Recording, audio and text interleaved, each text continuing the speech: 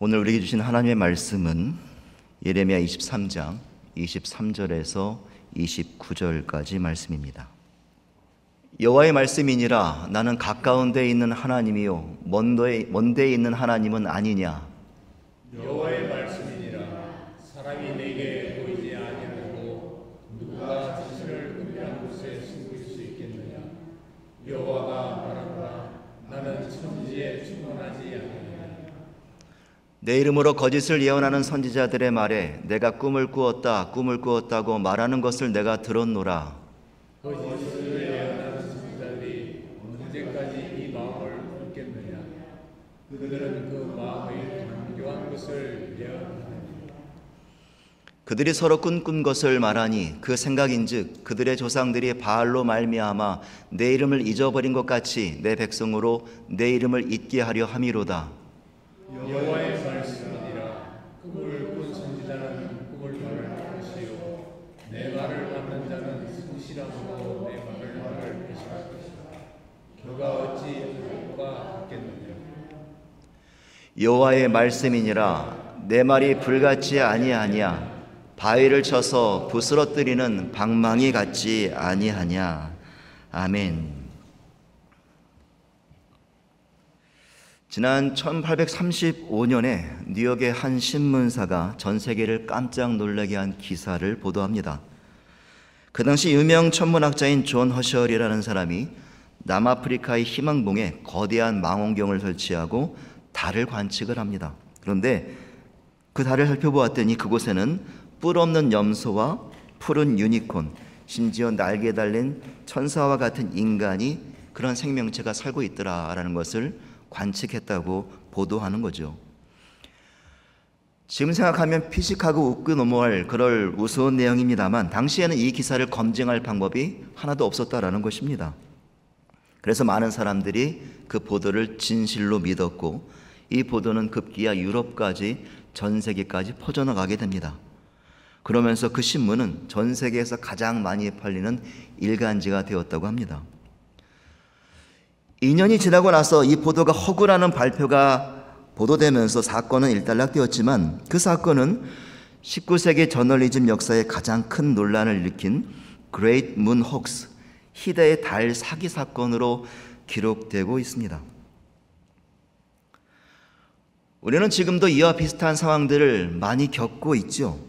그런 현상 속에 살고 있습니다. 몇 년 전 우리 국방부 펜타곤이 폭발했다는 뉴스가 실제 사진과 영상으로 보도되었지만 곧 가짜임이 밝혀졌죠.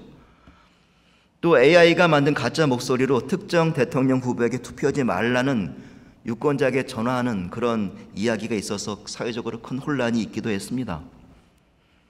우리는 이처럼 거짓이 난무하는 현실 속에서 우리는 살아가고 있습니다. 이러한 때 우리는 한 가지 신앙적인 질문을 가져야 하는데, 그것은 세상 앞에서가 아니라 하나님 앞에서 과연 나는 진실한가 라는 것입니다. 하나님 앞에서 나는 진실한가. 오늘 말씀은 하나님을 믿는 우리 신앙인들이 흔히 빠지기 쉬운 거짓과 위선의 문제를 다루고 있습니다. 오늘 우리가 읽었던 본문 예레미야 23장에는 반복적으로 표현되는 그런 말씀이 하나가 있습니다. 그것은 바로 여호와의 말씀이니라, 여호와의 말씀이니라라는 표현이죠. 이 말은 히브리어로 야훼 네움이라고 하는데, 여기서 네움이란 말은 영어로 declare, 선언하다, 선포하다라는 말이에요. 그러니까 야훼 네움이라는 말은 여호와가 말씀한다, 여호와가 선언한다라는 그런 내용을, 말씀을 의미하고 있습니다. 여기서 네움이라는 단어는 구약성경 전체에 376회나 등장하는데 그 중에 356회가 예언서에 집중되어 있어요. 오늘 본문만 보더라도 23절에서 29절까지 이 짧은 말씀에 무려 몇 번이 있습니까? 5번이 반복되고 있습니다. 야훼 네움, 야훼 네움. 왜 예레미야는 이토록 야훼 네움, 하나님이 말씀하신다는 말을 이렇게 반복하며 강조하고 선포해야 했을까? 이 질문을 생각해 본다면 그 당시에 거짓 예언을 전하는 선지자들이 너무나 많았기 때문이라는 것이죠. 거짓 예언, 거짓 말씀, 거짓 선포. 그들은 하나님의 심판 메시지를 철저히 숨기고 백성들이 듣고 싶어하는 그러한 평강과 위로의 말만 전했다라는 것이죠. 심지어 오늘 말씀 25절을 보게 되면 그들은 스스로 꾼 꿈을 하나님이 주신 비전이라고 속이며 선포했다라는 것입니다. 간밤에 내가 꿈을 꾸었는데 하나님이 이런 비전을 보여주셨어. 마치 오늘날 가짜 뉴스가 넘쳐나는 것과 같은 현상이죠. 그 당시에는 가짜 하나님 말씀이 너무나 많이 성행하고 있었던 그런 당시라는 거예요. 그런데 여기서 우리는 한 가지 중요한 사실을 직시해야죠. 거짓 선지자들이 그렇게 판을 칠 수 있었던 이유는 거짓 예언에 열광하며 듣기 좋은 위로의 메시지만을 원했던 거짓 백성들 또한 넘쳐났던 시대였다라는 것입니다. 그들은 서로의 거짓을 통하여 서로를 위로합니다.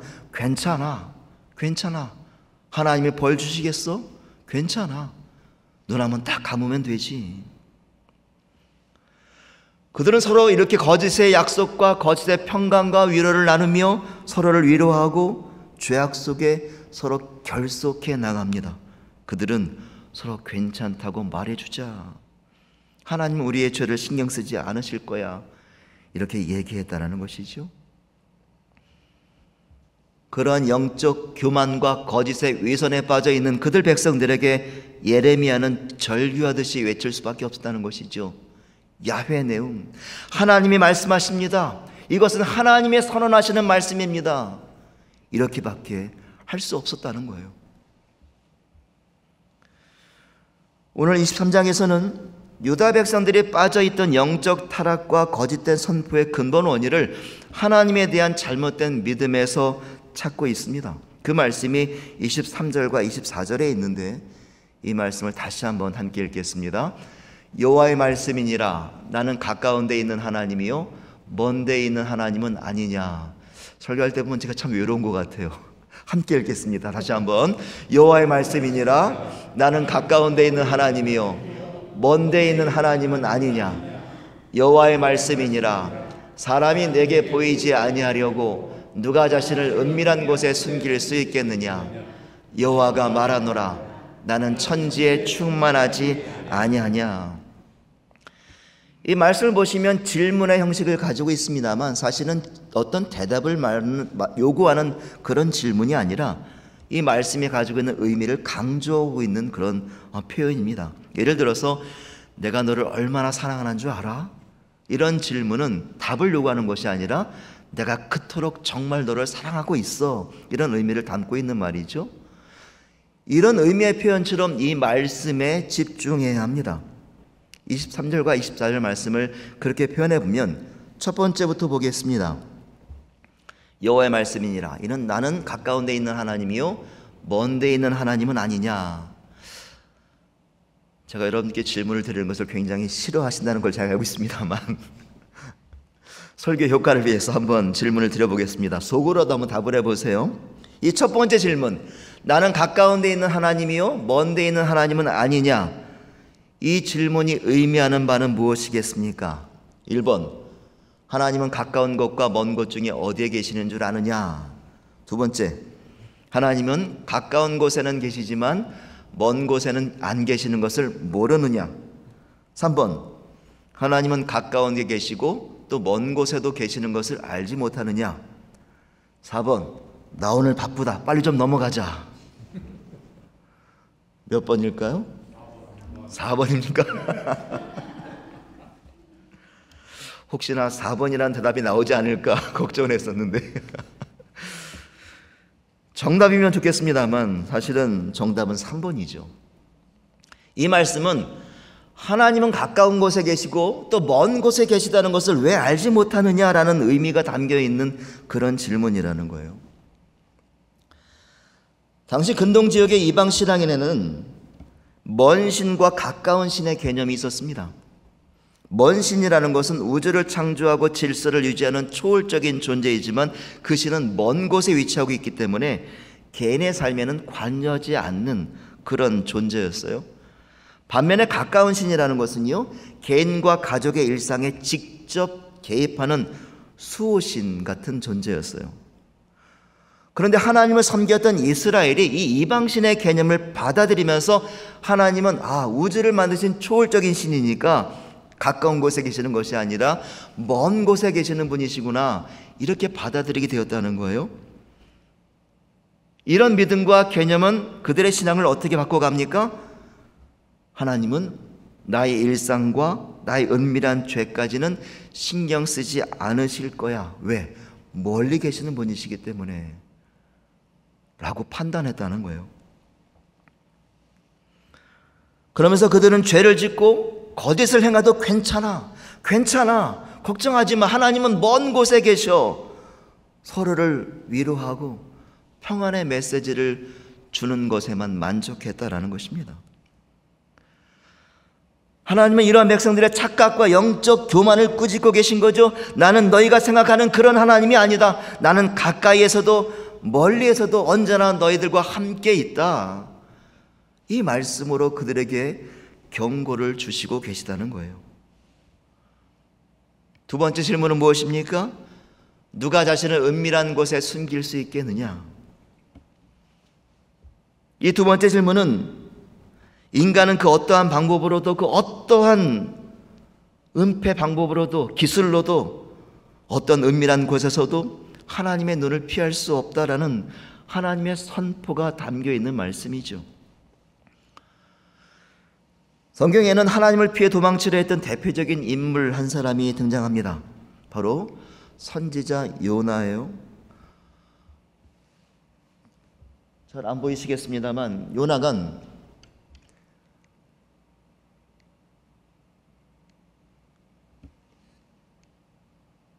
요나는 여기가 지금 남유다고요.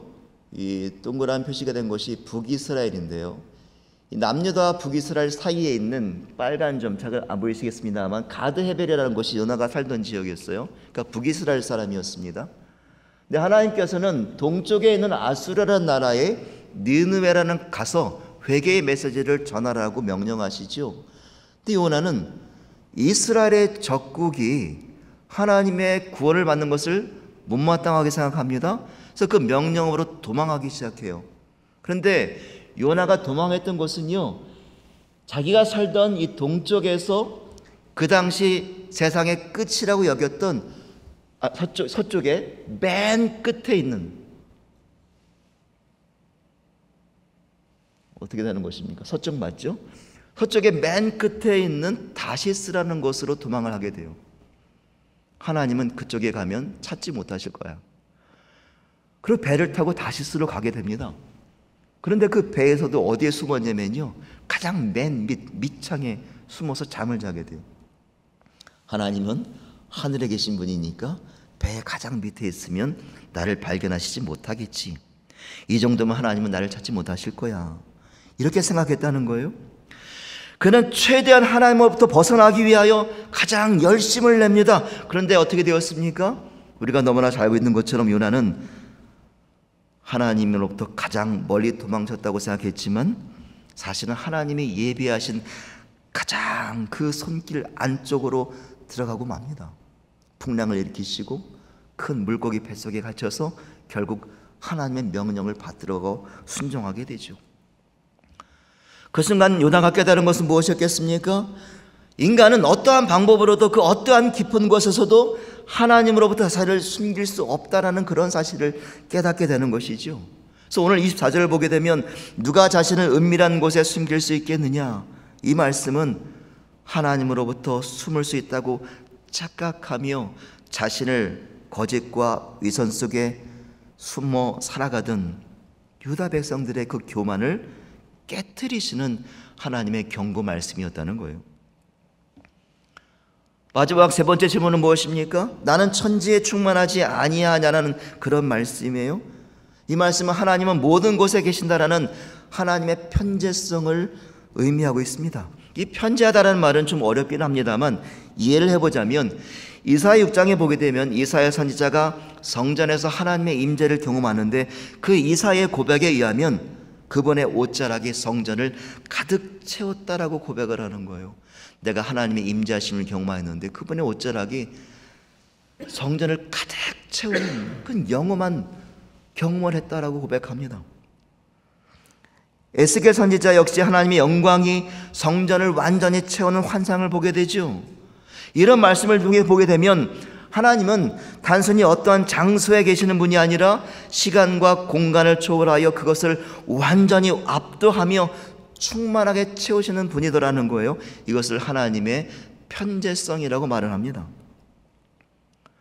그런데 유다 백성들은 이 하나님의 편재성을 믿지 못하고 생각지 못했다라는 것입니다. 그리고 그들은 스스로 속이며 살아갑니다. 하나님은 나까지는 찾아가시지 않을 거야. 지금 내가 하는 일은 알지 못하실 거야.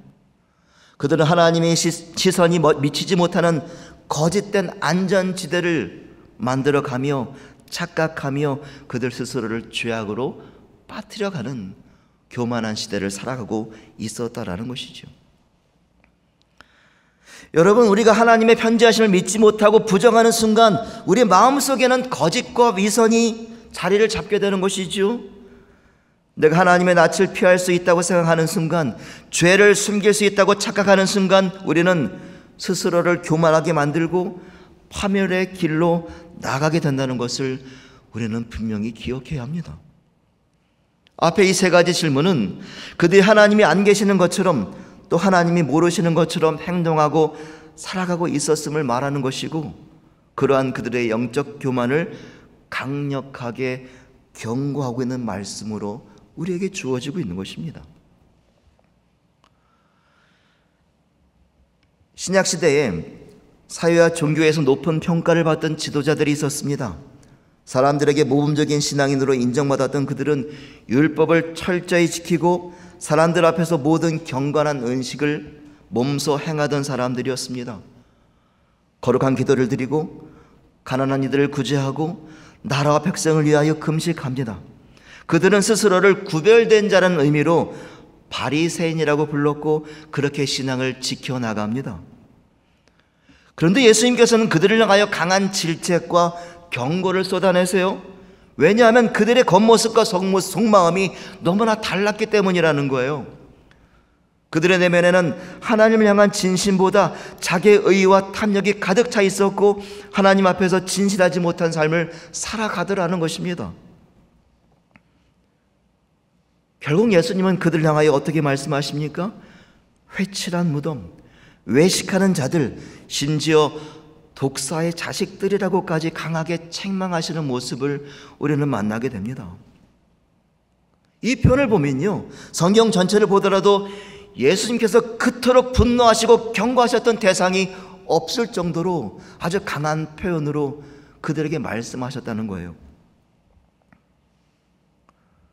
성경은 그렇게 겉과 속이 불일치한 삶을 헬라어 히포크리테스라는 말로 사용하는데, 이 말은 원래 연극 무대에서 가면을 쓴 배우를 뜻하는 의미입니다.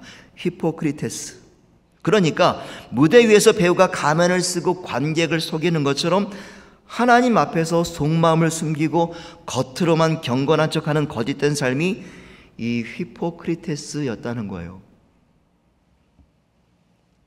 그리고 그것을 영어로 하면 히파크러시, 위선이라고 말합니다. 위선. 예레미야 당시에도 상황은 크게 다르지 않았습니다. 거짓 선지자들은 하나님의 심판을 숨기고 백성들이 듣고 싶어하는 위로와 평안만을 선포하지요.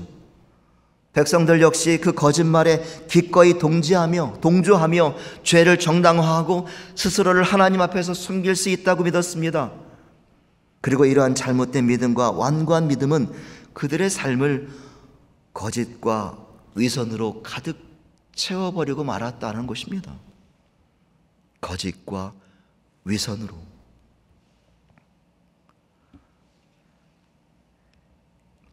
옛날에 충청도에 뼈대 있는 양반 가문 가운데 그 가문에 그 집안에 아주 고집 센 며느리가 시집을 왔습니다. 이 며느리는 고집이 얼마나 센지 늘 시아버지와 기싸움을 했다는 거예요.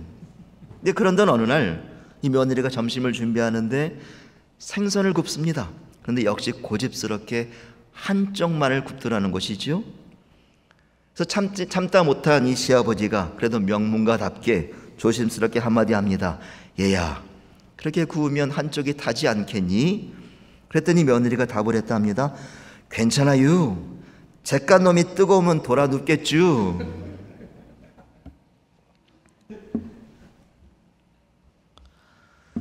유 목사님, 제 사투리 괜찮았습니까?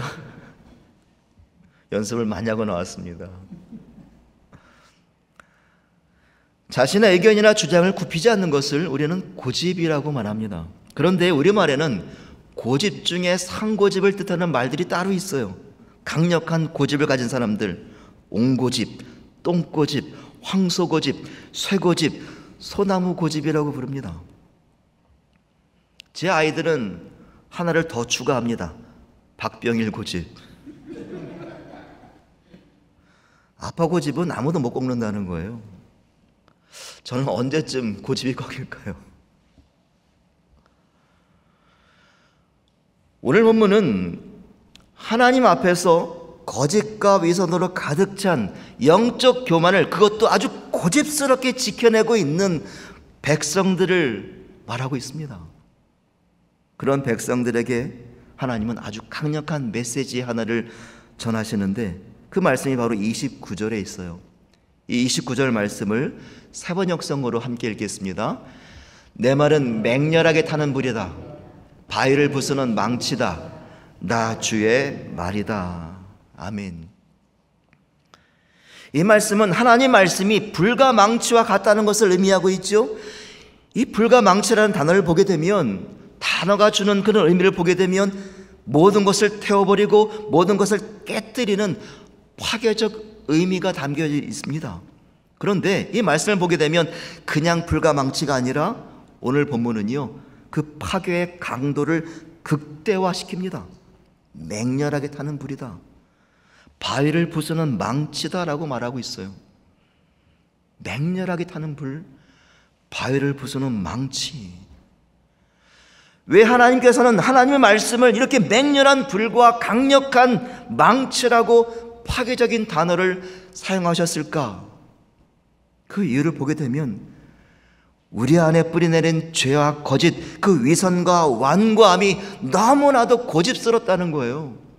너무나도 고집스럽기 때문에 그러한 파괴적인 단어가, 파괴적인 역할이 우리에게 역사하지 않으면 우리는 깨어지질 않는다는 것입니다.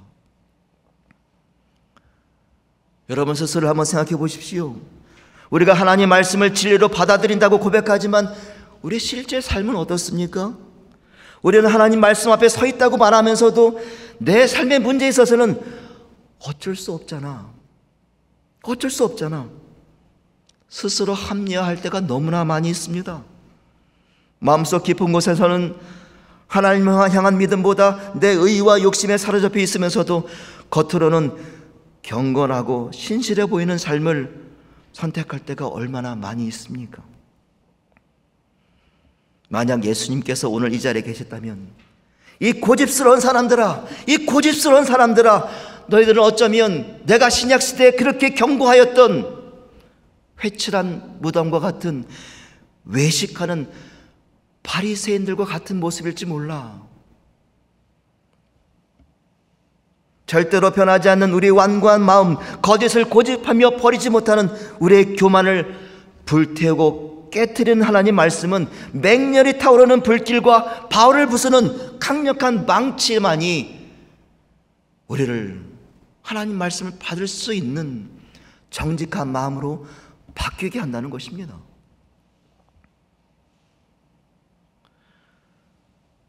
그렇게 하나님 말씀이 우리 안에 들어오게 될 때 이 불과 망치로 임하게 되면 우리 안에 나타나는 세 가지 현상들이 나타납니다. 첫째는 하나님 말씀은 우리의 완고함을 깨뜨립니다.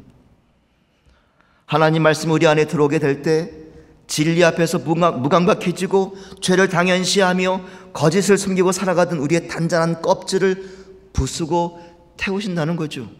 하나님의 말씀이. 그래서 우리의 내면을 정직하게 만들고 그 말씀이 우리 안에서 온전히 역사하실 수 있게 만들어 가신다는 겁니다. 하나님의 말씀이.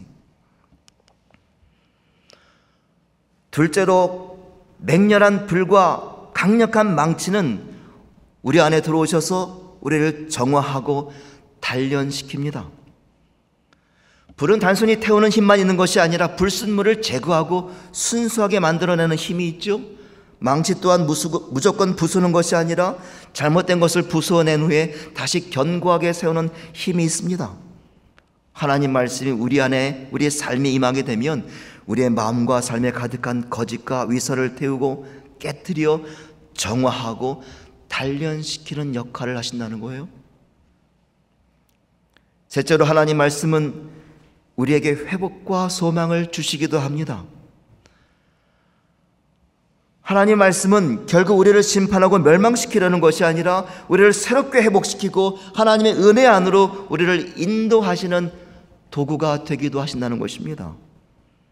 하나님 말씀이 가진 능력은 우리 안에 있는 두려움과 억압, 그리고 스스로 감당할 수 없었던 수많은 죄와 연약함들을 이겨낼 힘을 갖게 하신다는 것이지요. 그리고 우리에게 참된 자유와 소망과 삶의 회복을 얻게 하신다는 것입니다. 사랑하는 여러분, 오늘 이 시간 맹렬한 불과 바위를 부수는 강력한 망치의 능력을 가진 그런 하나님의 놀라운 능력의 말씀을 사모하시기를 간절히 원합니다. 그 말씀의 능력 안에 우리의 위선을 벗어던지고 우리의 완고함이 깨트러지게 하십시오. 그래야 할 때 우리는 하나님과의 진실한 만남을 만날 수 있게 되는 것이고 비로소 얻게 되어는 하나님의 참된 평안과 은혜를 누릴 수 있게 된다는 것이지요. 우리는 요즘 산불로 인해서 많은 피해와 어려움을 겪고 있는 소식을 접하고 있습니다. 이번 주에도 뉴스를 보니까요, 캘리포니아와 콜로라도에서 큰 산불이 일어나서 많은 피해와 또 많은 이주민들이 생기는 것을 보게 됩니다. 그 화재를 보면서 불이라는 것이 참 위험하구나, 무섭구나, 우리의 삶이 이렇게 위협하는구나 라고 그 두려움을 다시 한번 실감하고 있기도 합니다. 그런데 이 안타까운 산불과 함께 놀라운 자연의 이야기가 하나 소개되고 있는데 바로 잭파인이라는 그런 소나무의 이야기예요. 이 잭파인 나무는 캐나다와 북미 지역에 자생하고 있는 나무랍니다.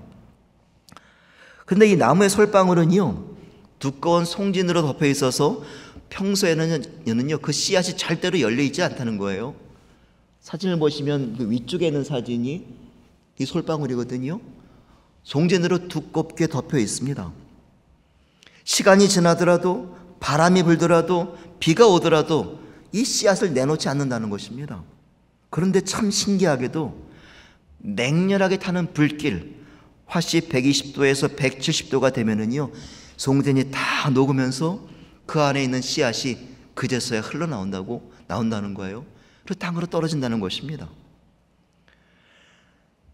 그래서 산불이 숲을 모두 불태우고 잿더미가 된 자리에 가장 먼저 새싹을 틔우며 다시 숲을 일으켜 세우는 나무가 바로 이 잭파인 나무라는 것이지요.